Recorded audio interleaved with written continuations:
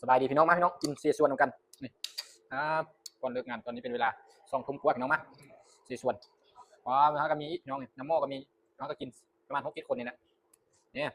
เสียส่วน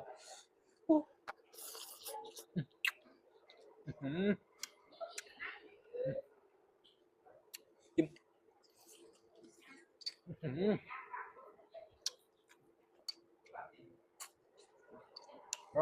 ขอฟื้นน้ำก่อน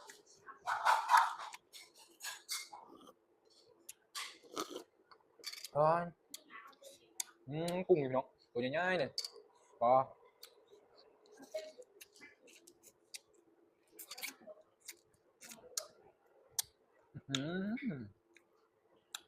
หวาน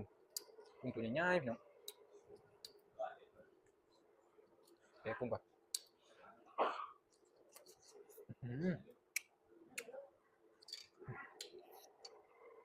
จิ้ม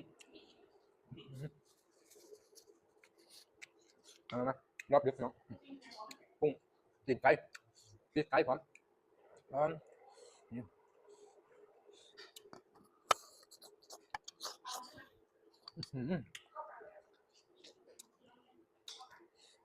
เส้นเสียส่วน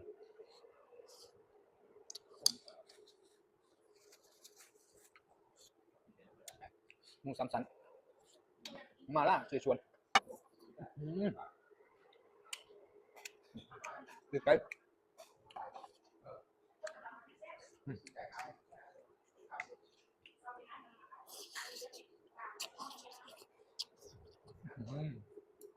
กุ้งตัวนั้น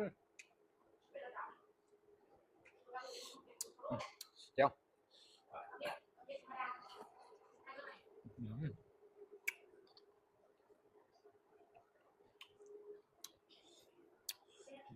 นี่พี่น้องผักจิ้ม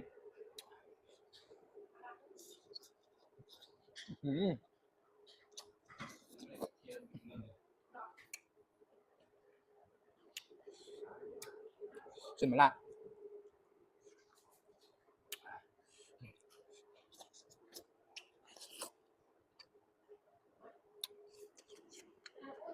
มาพี่น้องมากินกันนะว้า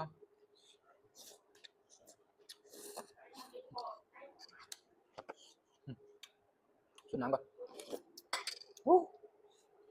เนี่ยน้องว้ามาเสียบๆกันนะกินน้ำจิ้มราดเข้าไปว้าเส้นกัน